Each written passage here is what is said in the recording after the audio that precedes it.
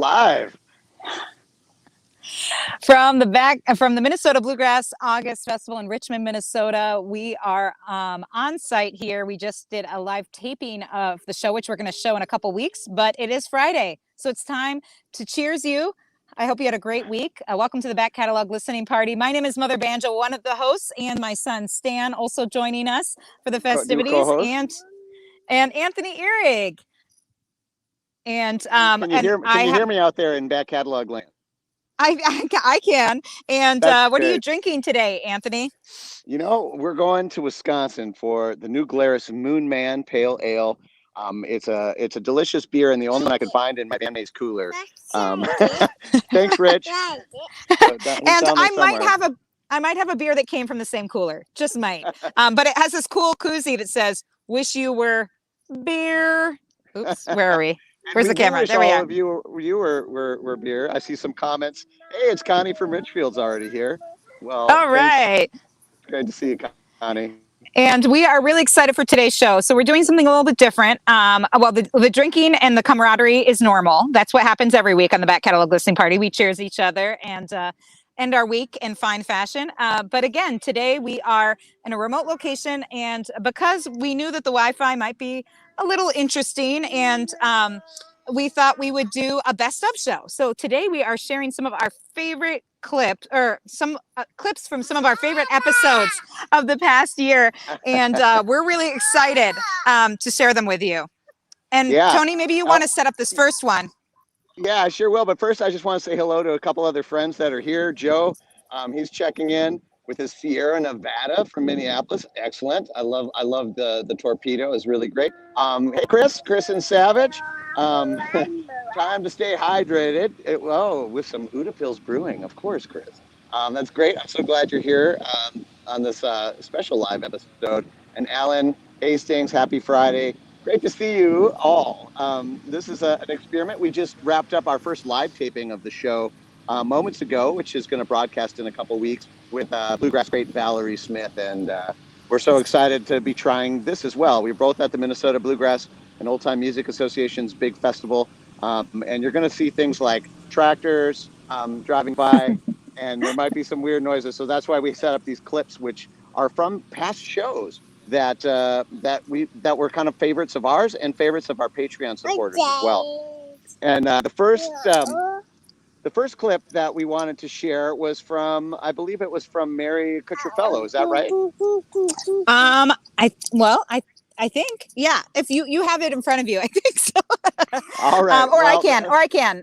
Here. No. Well, actually, I was just checking the order. So Mary Cutrufello, amazing Americana artist, who has a long history in the industry. And the setup for this clip basically is her studio was offering to give her an insane amount of money to go anywhere in the world to finish her album. And you'll be excited to hear exactly where she picked and why. It's a really fun clip. Hope you enjoy it. This is Mary Cutrufello on the Back Catalog Listening Party. I don't want to spend too much time, but there was, I signed a big deal and I got a bunch of money to make a record in that kind of old-timey sort of way that I don't think it works that way anymore. But like this is like the late 90s is kind of the tail end of when it worked that way. So I wanted to, I pretty good idea what the albums, but I felt like I wanted to write a couple more songs. So I told the label, man, I need to write some more songs, and I want to go somewhere and like hole up for a week and a half and do it, right? And the label believed in me, so they said, all right, cool, where do you want to go? I mean, and I could have said like Fiji, and but because I'm an idiot when it comes to things like that, I said, there's this like semi-abandoned truck stop on Route 66 in the Mojave Desert. That's where I want to go. So if you got the first video, there you go. That's where I went. So this was your choice. This was all me. Okay, yeah. with Back when this record labels had unlimited budgets for. I mean, this was a major label. This was not like this was not indie land. This was the big leagues. I have to say, would this be your choice if you were making this kind of record today? Would you have picked Royce or would you have picked Fiji? I would totally pick Royce again. Okay. See, I love that. That's awesome. Very cool.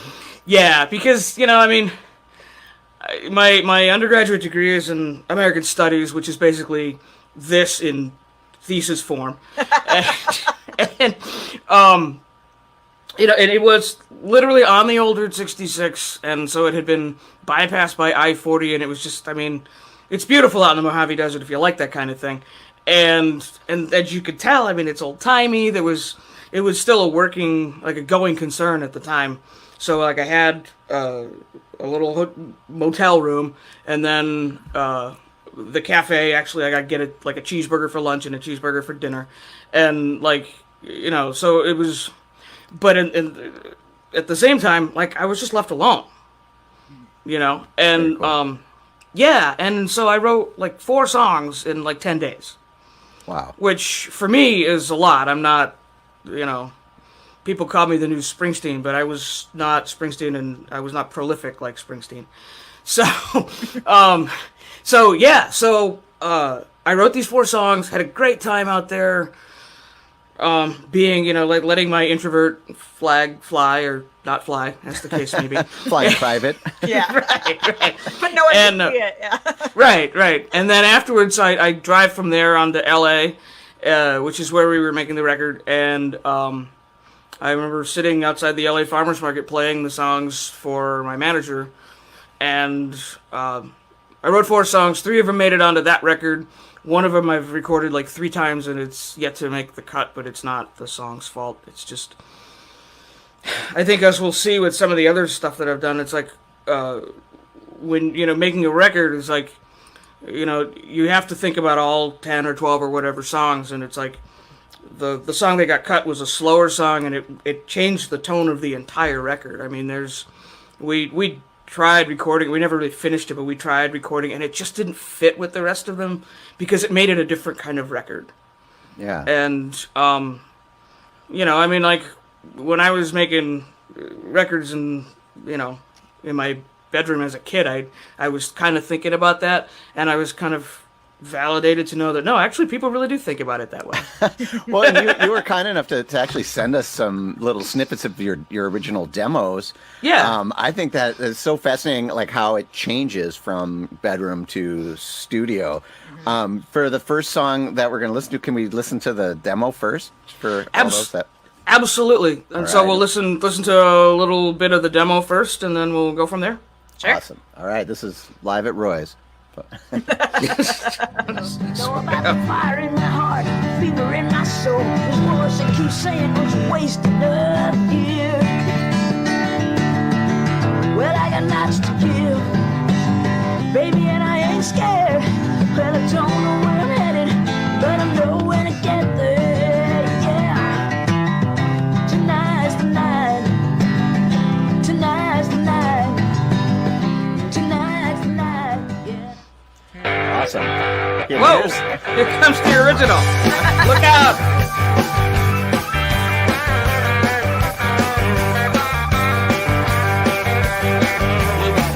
Losing battle on the streets in this town. Everything we do feels like it's pushing us down. It's a small town, baby. Everybody's watching us. Well, they want to see us stumble, want to see us hit the ground. And once we're in the dirt, they want to drag us further down to it just like them, beating down the younger ones. That ain't no way to live, baby, I feel it, I swear. And I don't know where I'm headed, but I know when I get there. Yeah. Tonight's the night. Tonight's the night. Tonight's the night. Yeah, I've been long gone out of sight.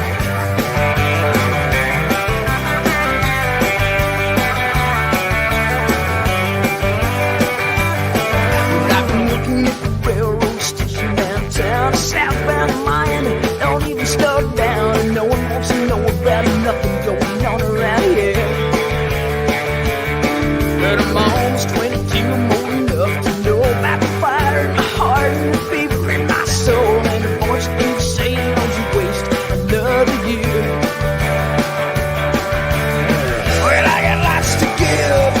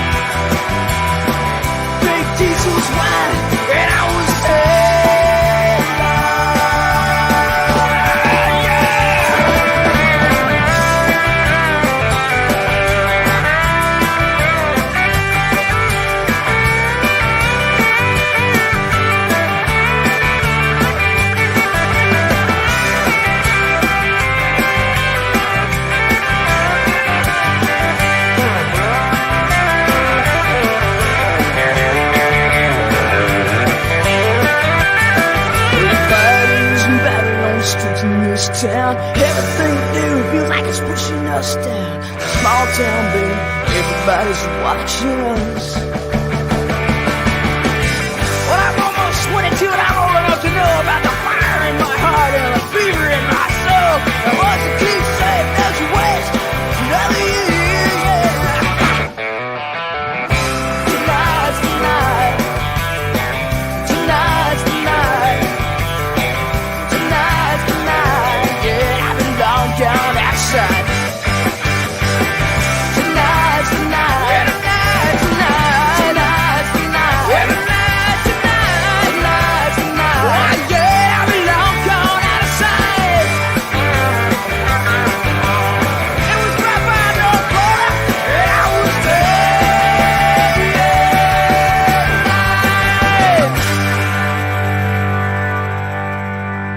Yes. Mary Cutrufello from her 98 release, When the Night is Through. Tonight's the night. Connie says, love this old time rock. And I have to say, that song, I feel like was made for that cover photo.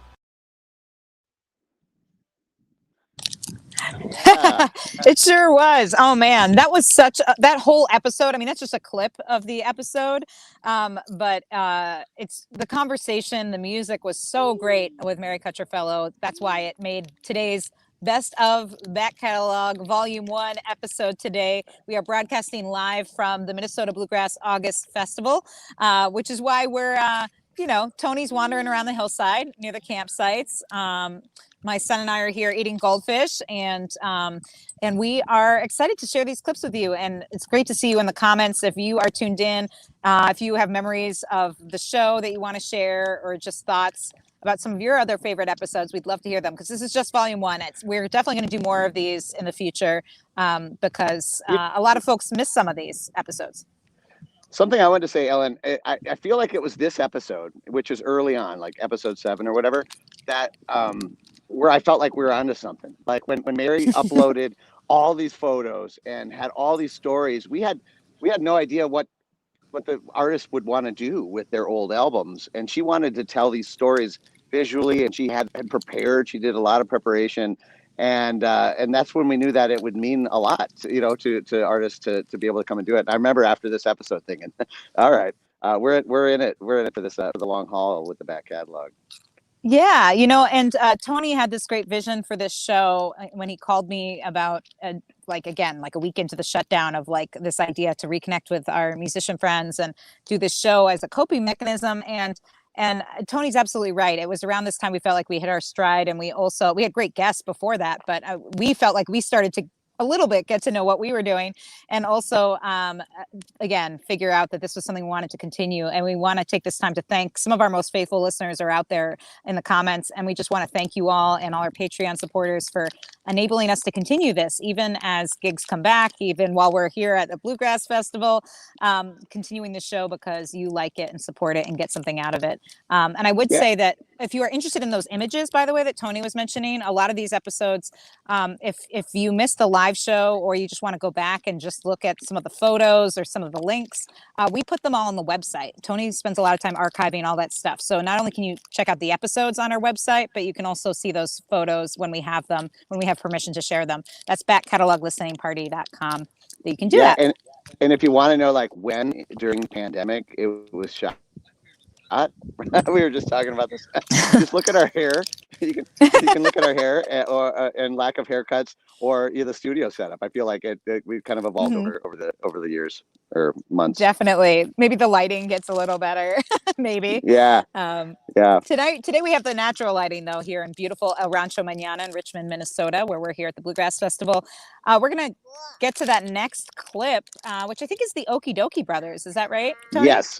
The Okee Dokee Brothers, one of my favorite bands in the whole world. They came out with the album that we talked about, Can You Canoe, in 2012, which was the year that my first daughter was born. And we got that and just wore it out. It meant so much to us to have those guys on the show to talk about it. And they're so much fun. It's, a lot of people put them in the kids music category, but I mean, they're really family music, and it's for every age, and they're so much fun.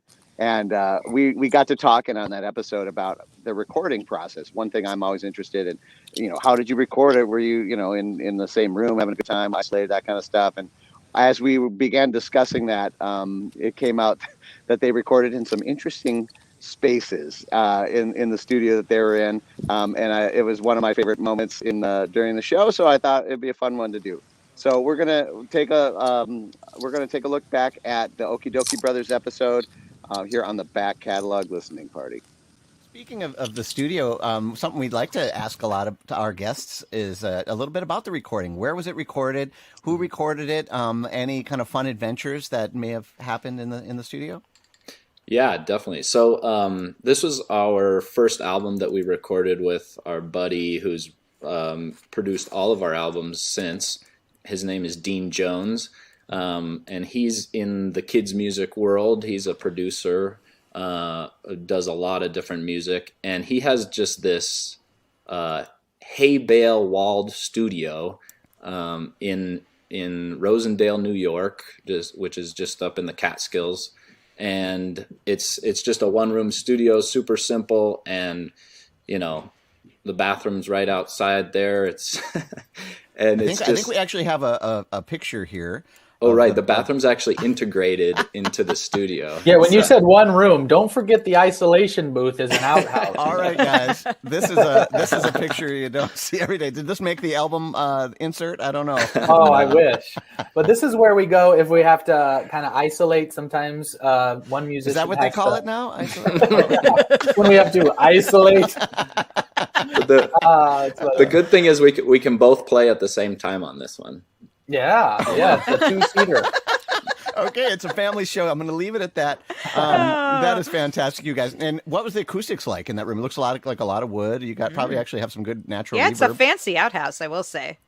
It does the job. Let's just say that. No, it's a good place out there. It gets a little cold in the winter, but the other part of the studio is just like Justin said, a one room. And the reason why we love recording with Dean out there is he has a lot of fun. He keeps us humble, the old outhouse. And we record a lot of things all at the same time, all at once, like a big party.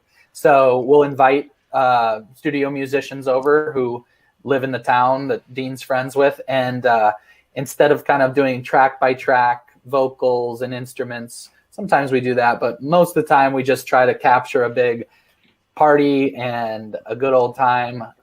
We raise a ruckus. We also got a question from Tyler saying, what's your favorite song that you've ever written? Whew, that's a tough one. My favorite song that I've ever written, maybe it was Can You Canoe, because that's what I'm thinking of. No, yeah, I don't know. That one has been good to us. It's kind of like one of our hits, and maybe it's not my favorite at the moment because that always is changing, but it's been good to us. So usually the favorite is the one you just wrote, right? Yeah, right. Yeah, So it's not even out yet, probably. Right. I feel like that's how Prince used to answer that question, like the newest thing he had been working on. I would say though, for me, I really, for some reason, I'm drawn to the song Bullfrog Opera on this album that we might listen to later. Not so much the fact that, we wrote it or whatever, but I really like the recording of it. And I like the trombone, and it reminds me of a time in the studio that was pretty special. So, all right, well, let's give it a listen. This is Bullfrog Opera from the Okee Dokee Brothers on the Back Catalog Listening Party. 1, 2, 1, 2, 3. We're sleeping out in the forest again, far from the cities and the streets. But if we close our eyes and we improvise, we can make it to New York in our dreams. The moon becomes a street lamp in Central Park, and the river is a train Brooklyn bound. The stars turn into pearls on high-heeled girls getting ready for a night on the town. Let's take them to the Bullfrog Opera and the Raccoons Masquerade Ball. We've got Broadway tickets to to see a chorus line of crickets, and the loons are playing Carnegie Hall. Our tent starts looking like the Plaza Hotel.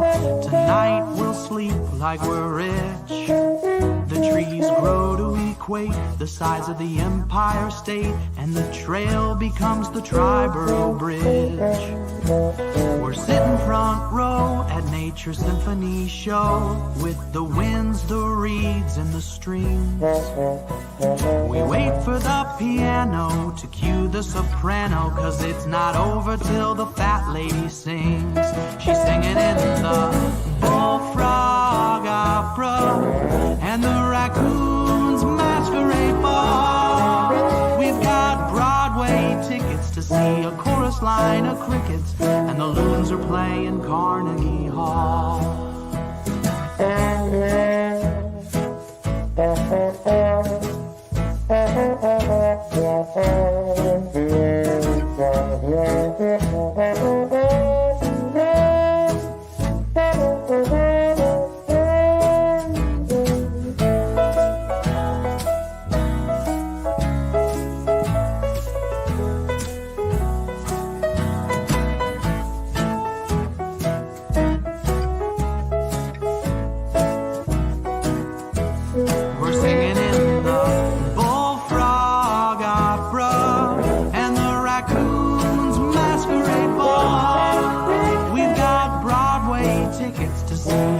Line of crickets, and the loons are playing Carnegie Hall.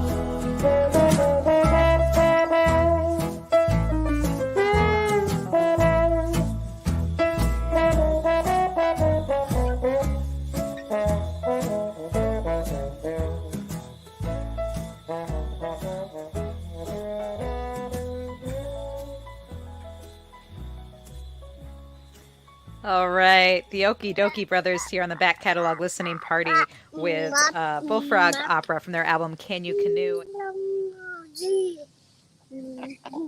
All right, that was a clip from the Okee Dokee Brothers episode, one of our family episodes. It was great because so many kids were joining their parents and asking questions. And I don't know if you could catch that Tony and I were in the spirit of the family episode. And I don't know what you were drinking, Tony, but I think I had made an ice cream float for that episode. I was drinking out of a Kermit the Frog straw, which nice.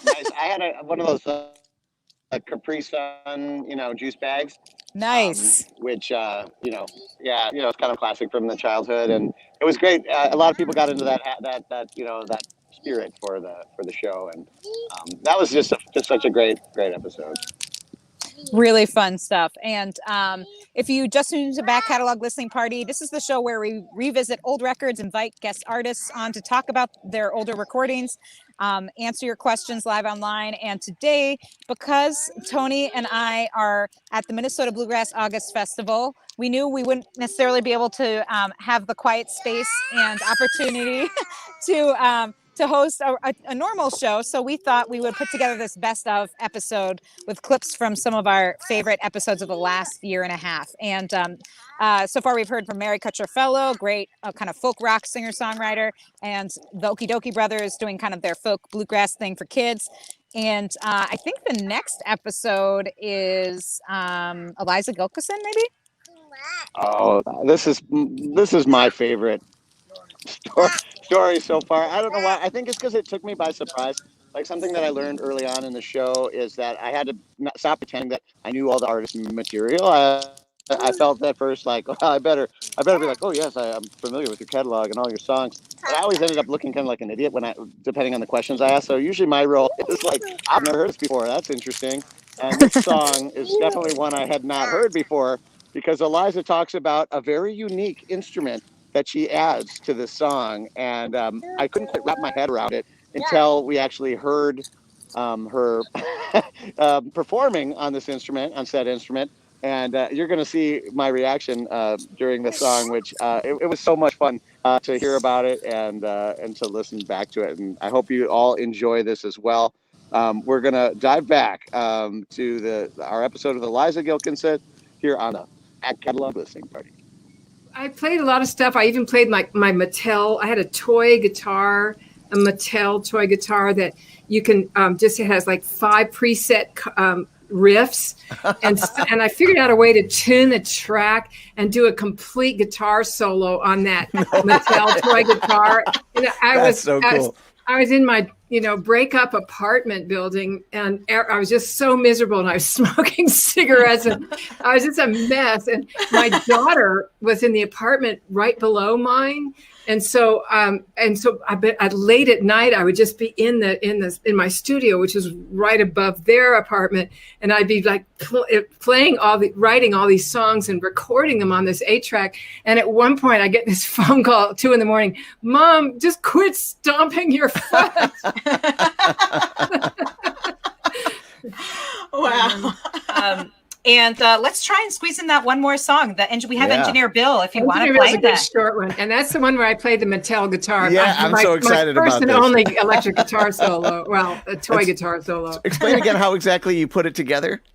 Well, the guitar, the little Mattel guitar has 5 presets, and they're riffs. They're just riffs, and so I figured out how to hit the riff, and the riff plays for 2 measures. So you have to be able to figure out when the measure is and when to change the riff, and you can't break it. So you have to, I had to put together about, 10 or 12 little moves to get it to all the way through the solo. And then I'm also playing a kazoo counterpart over that. And this is this very song that my daughter called up and said, stop your foot. So, yeah. Oh man, awesome. I just can't wait to hear it, as I'm sure everybody else as well. This is Eliza Gilkyson. Oh, one last thing. Yes. One last thing. Engineer Bill was a cartoon host when I was growing up, and he was sort of like, an archetype. And so this prayer went out to Engineer Bill. All right, Engineer Bill on the Back Catalog Listening Party.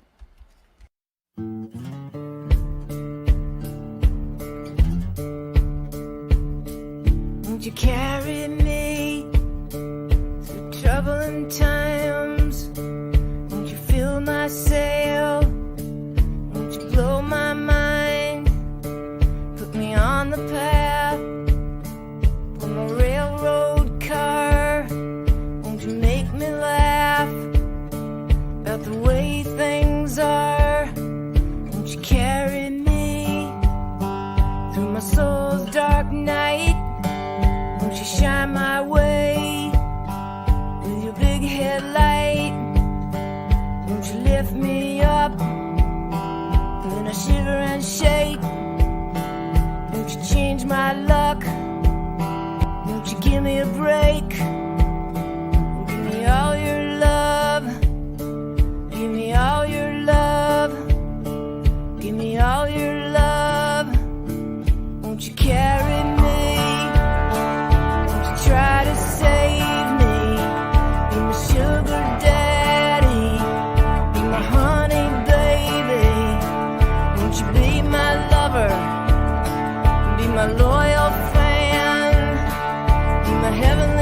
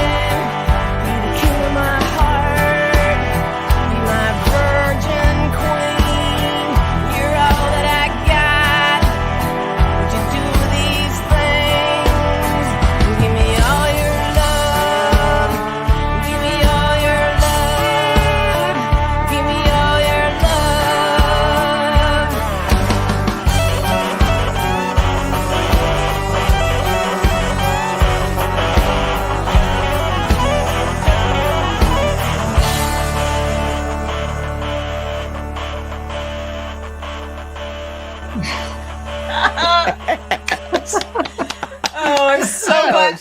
That was so awesome. I'm so glad we got to listen to that together. That was Me too. priceless. That was so Engineer Bill from Eliza Gilkyson's 2000 release, Hard Times in Babylon. And Fantastic. I love that. I've always loved that song, but it's, and I've snuck it onto women folk every once in a while, but I know that some of the folkies are like, you know, all the, but I love the gnarly electric part. And I love the way the train picks up a little bit into the song. And then it just keeps going and you keep waiting for a resolve and it never happens. Yeah, I there's just this love nice it. tension that just keeps I know. going. It's like, I know. It's so funny. Oh my gosh, the electric guitar. Isn't that amazing? Oh, that was fantastic. I mean, you know, it's probably a thing. Like a lot of musicians, you know, you got kids and they have the little toy thing. And I always dreamed about doing something like that with my kids' toys. You went for it, Eliza. Yeah. That's amazing. Well, it was you know, when necessity being the mother of invention, because I was in that late night, you know, creative cave, and I really wanted to. I could do everything. I could do keyboard, bass, and I could do rhythm guitar, and I could do all my vocals. But I just and any kind of keyboard stuff, but I could not play electric guitar. And so I just like, I've got these little guitars here. I'm just going to try. And it was like, oh my God, it works. It worked. It fit in just perfectly, and it added this other kind of sound too. I mean, you know, like there's something like, oh, that's great that she used that lo-fi tone. You know, I can just see a bunch of guitar nerds trying to like figure that out in their own amps and stuff. We did it live for a while. When I went on the road with Jeff Plankenhorn, and he kept it in his back pocket. And on the solo came, and it was just, we were a duo, and the solo came, I played the rhythm, and he pulled it out, and he could play it. He could play it live. I mean, I never could have done that live. Amazing. Yeah. So great. Yeah. Awesome. So good. Thanks, Mattel. Yeah.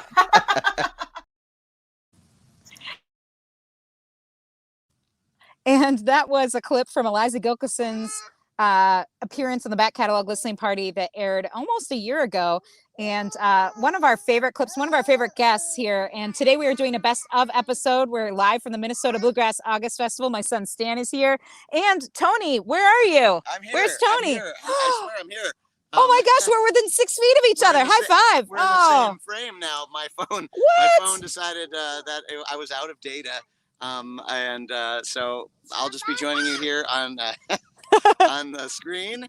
And that was still one of my all-time favorite episodes, and also, you know, favorite stories. But we were talking during that clip that I think that episode, you know, almost every story would have been on a best of clip episode. So good, so good. And actually, speaking of a lot of great stories, Joe said Eliza Gilkyson's story about working on the album shot was great. And you might have seen the album art. It was like her by a candle outside, and it looks very vibey. And apparently there was a lot that went into that shot, and it is a great story. So if you want to check out that episode, again, you can check out all of our episodes, of course, on our website, especially some of the earlier episodes. They aren't all up on YouTube. So you can, some of them were on Facebook in the early days. So if you go to backcataloglisteningparty.com, you can see those episodes, find the episodes, find the extra content like the photos.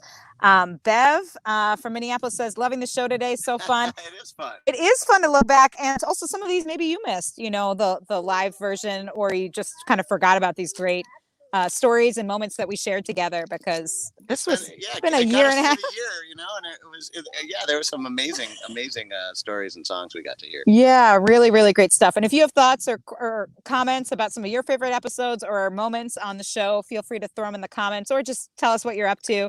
And also, if you ever have suggestions for guests, feel free to throw them in there. We're always open to that. And again, today we are here at the Minnesota Bluegrass Festival in beautiful Richmond, Minnesota. And I'm glad the tech so far is mainly working. Yeah, this was an experiment. I knew I was in trouble. I got a message from my carrier saying I was almost out of data, but I thought I'd try it anyways on my phone, and here we are. Here we are. But luckily, we got redundancy, and we're still on. Apparently, we are. And these clips are already kind of preloaded, so you'll get to enjoy the music no matter what happens. That's right. But we wish you were all here. Like I mentioned earlier, we had a live taping, and having real people in the audience ask questions was amazing. Yeah, and I love Joe's comment. Tony, you look like festival security. Who let this guy That's a in? badge. Yeah. Well, it's good to have an in with security if you play the banjo, as we do. Some places they won't let you in, but here they will at the Bluegrass Festival.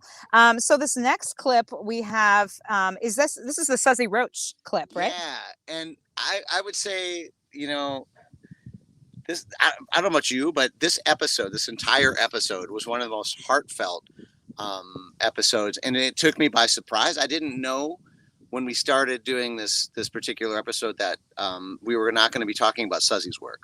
We were going to be talking about her sister Maggie's work, who had passed 2 years or prior. Couple years, yeah, prior. And so I just had no idea what I was getting into, and it ended up being just a beautiful tribute to Maggie's music, and to hear it from her sister and the stories. I mean, I don't know about you, but this one is another one. This is one that one of our Patreon members recommended, and she couldn't pick a story either. She just said, that whole episode was so moving and touching, and I agree. That's another one. I encourage you all to go back and watch the whole thing. But this particular story, I thought was a good one. So this is Suzzy Roche, one of our favorite clips from the past year here on the Back Catalog Listening Party. And today we are celebrating the songs of Maggie Roche, and we're remembering all her amazing musical contributions with her sister Suzzy Roche joining us today on the show. And thanks to all of you for tuning in, folks from all over the country joining us, Tucson, Woodstock, Illinois, all over the place. So thanks for joining the show, and a lot of folks commenting on that song. And I think if you're a Roche's fan, that's probably like one of the songs that most folks know. Is that one of your more requested songs? Yes, it definitely is. And I'd like to say, first of all, I can see everyone's comments, and it's just really very moving to me that you're all tuning in. I was telling these guys that I had just done an interview before this with somebody who speaks to people from the dead, and she told me that Maggie was sending good vibes and stuff like that. So maybe I hope that's true. Yeah, a lot of folks were saying they were feeling goosebumps, and maybe that's what we were experiencing together, hearing her voice. And a lot of folks, of course, commenting something that I always notice about Maggie's singing, but especially notable in that song, her just that low voice, such a beautiful tone. I know of very few singers, female singers, that have that kind of, I don't know, power and resonance in that low ends the way she did. Yes, and that song, I think we probably sang that every single show that we ever did, and that is probably the most difficult song that I've ever sang. There's a lot going on in that piece. Yeah, and it's really an example of Maggie's brilliant songwriting, and there's that key change in the middle that is just so it's so unusual and beautiful. And I can still remember it was one of probably the first songs that I ever learned with Maggie and Terry. And I remember sitting in Maggie's apartment we're trying to figure out all the parts, and like tears streaming down my face. And that was not because I was so moved. It was because it was so hard. Yeah. So tell us about, do you know anything about like what inspired her to write that song, or what went into the writing of that song? Well, Maggie and Terry, and me too, spent some time in Hammond, Louisiana. And it was a time where I don't think my parents were terribly thrilled that they had gone down there to live in a Kung Fu temple. And then I went down, and Maggie and I had jobs at a truck stop, and Terry had a job at the Magnolia Diner. And we, were down there, but I think that this song had to do with sort of a dialogue with my father, probably. Mm. All right. Well, this is the Hammond song from the Roches here on the Back Catalog Listening Party.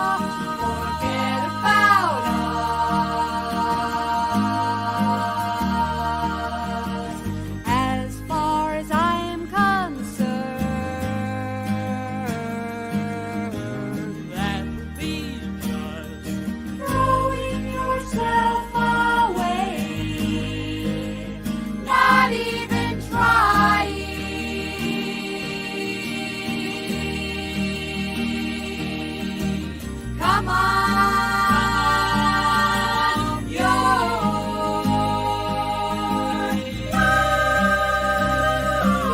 lying to me.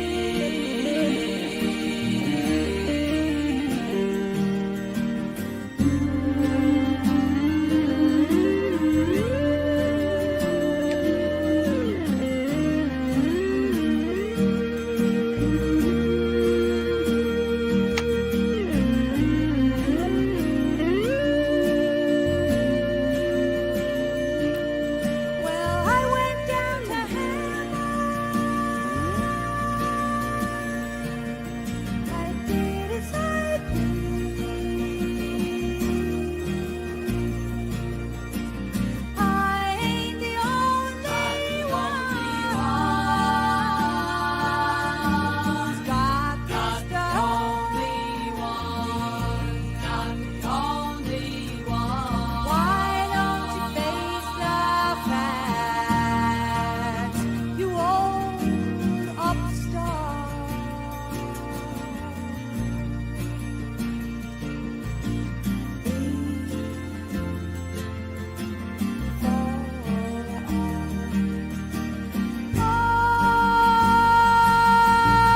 You go with that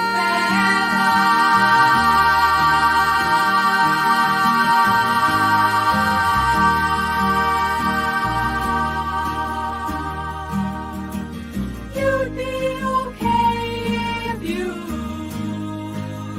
just stay in school.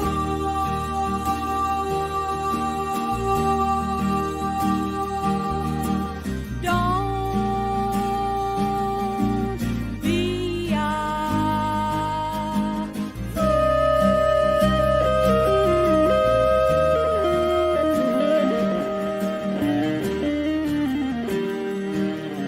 Do your eyes have an answer to this song of mine?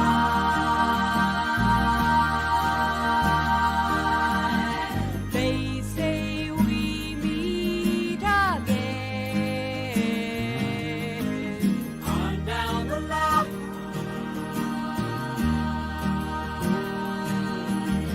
Where is on down the line? How far away?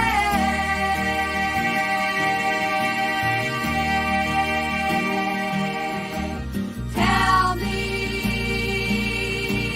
I'm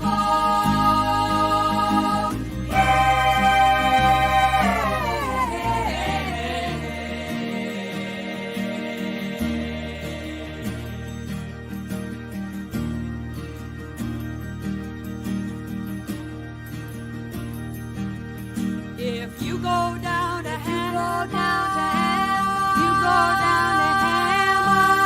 you'll never come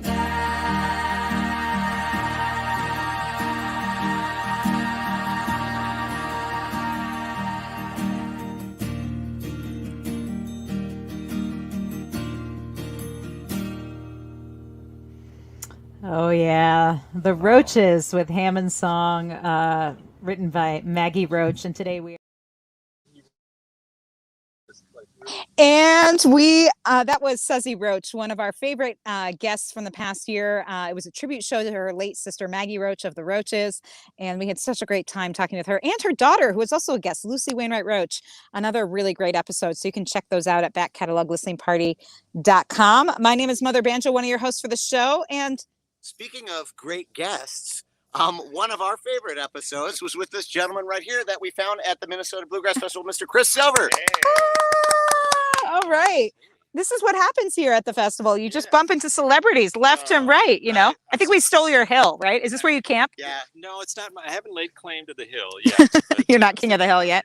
Yeah. Good to see you, Mother Banjo. Good to see you, Tony. Good to see you, Chris. So good to see you. And are you playing here this weekend? Yeah, I just finished a show with a group that's called Old Timeless Conversations, an old time band with Craig Evans and my son Ari.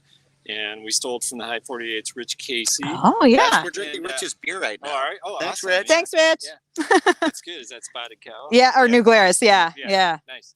So we had a blast playing some of these old tunes like that are over 100 years old, these Civil War era tunes, and we played them fast and furious, and it was fun. You know, anytime you bring a 21-year-old in the band, you're gonna play faster. Well, I gotta say, I own this album, and I can't wait for this one to be on the back catalog someday. Yeah, it's going to be technically back catalog material, I think, by next year. Yep. And there's so many stories. It's all about conversations and fun. Speaking of which, look, the whole family is here. Stan's Awesome. here. Well, ladies and gentlemen, Mr. Chris Silver. Yay! Woo! We'll put his episode in the show notes. Yes, for sure. And we'll link to that. We listened to Souls and Spirits, one of my favorite and most influential albums for Such me. a great Mr. record. Chris Silver. Thanks, Chris. Thanks, Chris. And again, we're live here at the Minnesota Bluegrass August Festival, which is why we're doing this kind of best of show today, because we knew we might not be able to find a quiet spot to really do a normal in-depth episode with one guest. So instead, we just thought we'd share some of our favorite guests. And Tony and I are camped out on this hill where we're getting decent reception so far. And we hope you're enjoying the episode. And I want to say, Chris out there, one of our regulars, he says our favorite episodes 1 through 70. Thank you, Chris. Yes. That's awesome, Chris. Thank you. And yeah, feel free to share some of your favorite memories or episodes, or because we're going to do another best of episode at some point. So it's hard to narrow down just 5 songs after 70 episodes. Yeah, for sure. Well, we should probably move on to the next one. That's what Stan's saying. Mama. Yeah. Mama. All right. Well, this one is the perfect way to end this episode, folks. This is the one again, just like the Suzzy Roche episode. This was a special one. Mm-hmm. We lost Peter Ostroushko recently, and we ended up doing like a tribute memorial to Peter by revisiting his album Heart of the Heartland. And we brought on musicians that worked with Peter over so many years, and people who worked with him in the record at the record label. And you can just hear from the stories what an impact Peter had on their lives. And I know, Mother Banjo, this album was important to you. Mm-hmm. It was important to me. Peter Ostroushko was a giant, and he brought so much to our music community. And I think this song and this story and what's going on in this last clip kind of sums up my feelings about both Peter and the power of music and what music can do. Like, you can feel the joy in this clip. You can feel it, and Peter is still with us through his music. And I do declare I may have a case of the puppy belly. Excellent. Well, and speaking of that first track, again, we did we used the Puppy Belly Dance, one of the tracks from the record, as the intro. Mm-hmm. And I do want to give Dean the opportunity, or any of the rest of you, if you want to take a stab at it. There was a great introduction that Peter always gave that tune when he played it live. I don't know, Dean, do you know it? I was there. We were having dinner in Charlottesville, Virginia, which in those days was a beautiful college town. It didn't have any of the, anyway, I guess it still is a beautiful college town. Anyway, Charlottesville, Virginia. And we're in the company of wonderful people, and they had made us really great food. And one of the people who we, connected with every time we were down that way, which we were down a lot, Kathy Peterson, or we called her KP, is a slight woman, and she was eating, and at one point, sort of 2/3 of the way through, she put down her fork and her knife, and she pushed back from the table and said, "I believe I have a case of puppy belly." And that got everybody's attention. So when Pete would tell the story at the show, he would talk about the DFSW, the delicate flower of Southern womanhood. And in his rendering, she wouldn't say, "I believe." She would say, "I do declare. I think I have a case of puppy belly." And what is And so we asked, "What's puppy belly?" And she said, "Well, it's when you eat a certain amount and your stomach protrudes in an unsightly manner." There was no moment that Pete didn't use an excuse to write new music. But you can hear the humor and the lightness and the openness and the invitation and the inclusiveness in that very, very simple form you created. Oh yeah. And Absolutely. well, I love to, by the way, I think during this time of COVID where many of us are at home a lot and maybe eating a lot, I don't know. I feel like I'm a constant state of puppy belly. Yeah, I'm going to start using that one after meals. I do declare. I love that. Oh yeah. Every meal. # puppy belly. Maybe we should just go out the same Oh, way we yeah. came in. And I thought that was a With great puppy idea. belly. With puppy belly dance. Now that everyone's got the story, I do declare Dean McGraw will be continuing to do his dance during this. And if that's cool with you guys, why don't we just play that out and we'll click off after that. Feel free to keep writing in the comments. I enjoy what you bring to our show, but I also love watching you guys interact with each other. Seeing people connect for long distance is very special. So keep chatting in the comments and keep chatting to our wonderful guests. Thanks again to Dean, Rich, and Eric. And on behalf of Ellen and I, thank you. We'll hope to see you next week. And let's go out with the puppy belly dance.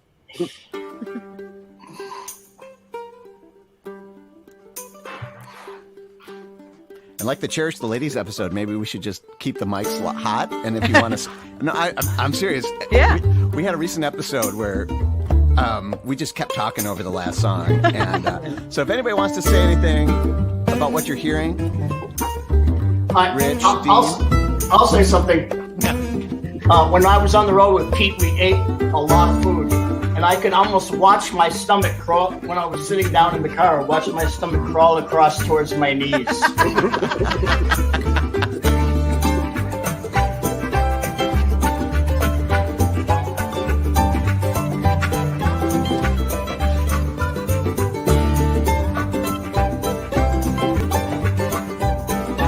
Mr. Fun asks, will it be replayed? Yes, sir. You can go to YouTube, Back Catalog Listening Party, and replay it.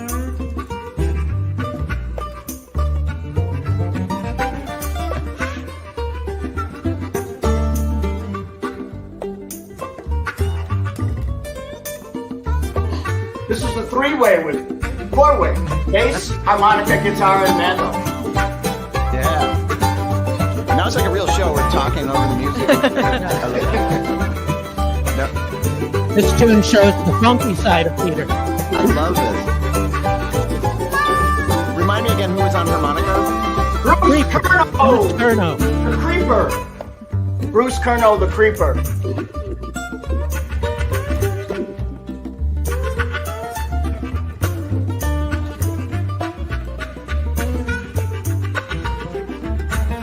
There's a three-way.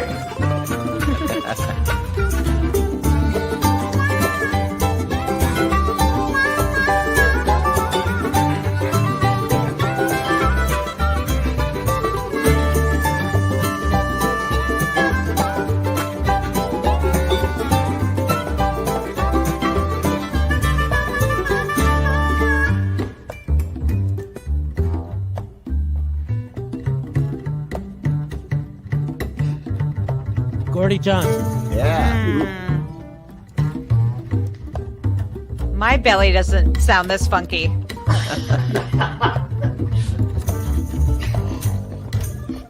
More beans, Ellen.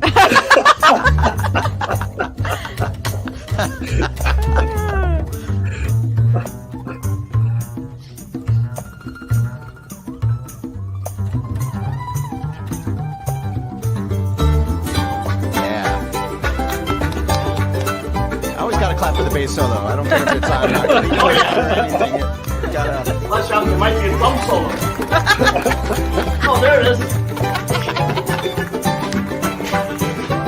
That's for you, Dan, if you're out there.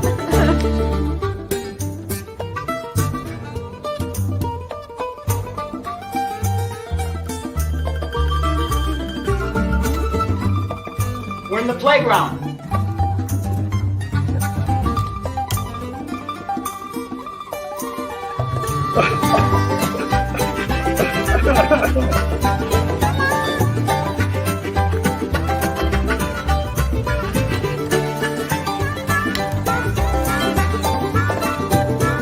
And this is the theme of Peter's podcast. So check out Peter's podcast. Oh.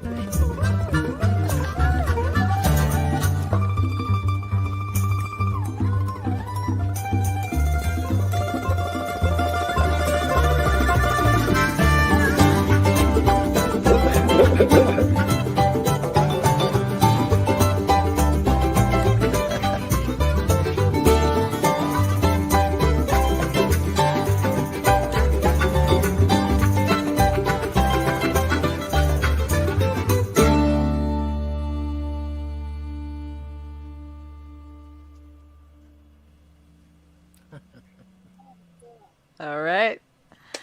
Thank you all so much for joining. Yeah. Thank you all of you for joining us, and thanks to Peter. Here's to Peter Ostroushko. Perfect. It's just 5 o'clock. And that was such a great episode and great tribute to not only the music of Peter Ostroushko, but the spirit and the joy and the humor that Peter brought to his everything he did in life, not just his music. Yeah, that was so great. And both Ellen and I were struggling because we had to pick 5, and we really wanted to get Dean McGraw featured in this clip show, because if you weren't part of that show, that was another one of those early episodes where we knew it was amazing. Something was going on, because man, was that fun. And that's just Dean. If you know Dean and his music, it's out of this world. And he danced to his own music too. It was great. One of our favorite episodes. And again, if you've been enjoying the show today, this has been a best of episode of Back Catalog Listening Party. We've been sharing clips from some of our favorite guest artists, digging into old records, which is what we do every week on the show. Normally we just have one guest talking about one record, but today not outside at a Bluegrass Festival, but we're broadcasting from the Minnesota Bluegrass and Old Time Music Association's big festival. It happens every August at El Rancho Mañana in Richmond, Minnesota. It's beautiful here. Shout out to all the bluegrass folks out there who support the show, and everybody else watching. And we should mention that that Peter Ostroushko episode happened. We wanted to pay tribute to Peter, and he was one of the people we wanted to invite on the show before he passed.